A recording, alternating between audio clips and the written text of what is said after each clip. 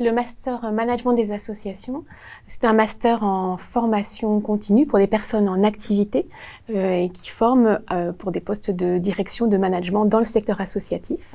L'objectif est de transmettre des compétences sur les différentes facettes du management pour amener à soit conforter des compétences, parce que certains étudiants qui viennent dans notre formation sont déjà sur des postes de direction ou veulent évoluer sur des postes aussi à d'autres échelons, ou bien n'ont pas encore ces postes de direction, ils doivent se former sur ces différentes compétences et connaissances liées au management. J'étais arrivée un petit peu en bout de course, c'est-à-dire qu'il fallait que je m'outille davantage et les fameux éléments de langage nécessaires dans des postes de direction.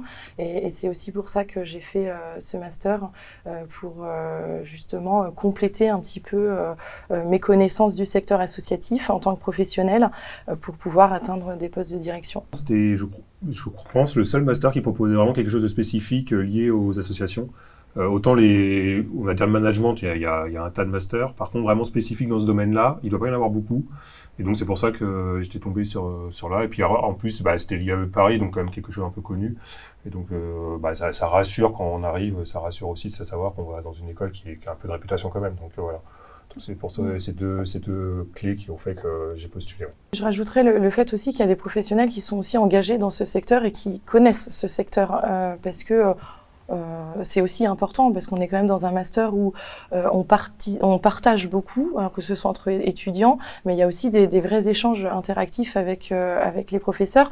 Donc très vite, quand nous on évolue depuis une dizaine d'années dans le secteur, si on se rend compte qu'en face, en fait, ils ne connaissent pas les réalités du secteur, ça peut être on perd en crédibilité rapidement. Et exactement. Et le premier véritable défi, c'est l'organisation personnelle et le projet transversal.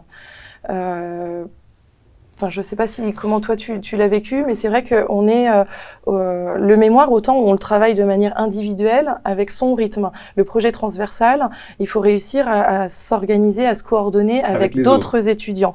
Et pour moi, c'est le premier enjeu. Moi, ce qui m'avait marqué en exemple, c'est quand même que dans le master, je crois qu'on a tous changé soit de métier, soit il y a eu une promotion. Mais en tout cas, je crois que le 100% du master, il n'y a pas, entre le tour de table le premier jour et la fin, je crois qu'on a tous changé de métier ou de voie. Et ce qui est intéressant, c'est que finalement, on a vu l'évolution pendant le master. C'est qu'on n'a pas attendu de terminer pour changer soit de fonction, soit de... Chacun nous annonçait à tour de rôle. Soit d'entreprise. Enfin, voilà, c'était... Donc ça montre que ça change quand même. Je crois que c'est ça, je crois que c'est 100%. Je crois que tout le monde a changé ou a eu une promotion, donc c'est plutôt pas mal. Et puis personnellement, oui, ça nous, en effet, il y a des amis qu'on se crée, et puis il y a pareil, c'est dans la réflexion qu'on a, et se dire ça apporte quand même quelque chose, et puis il y a un peu de fierté quand même, quand on finit à la Sorbonne dans l'amphithéâtre avec son diplôme qu'après 15 ans et après avoir repris les études. Ma maman était toute fière, moi j'étais toute fière, donc voilà, la famille aussi, donc c'est plutôt pas mal.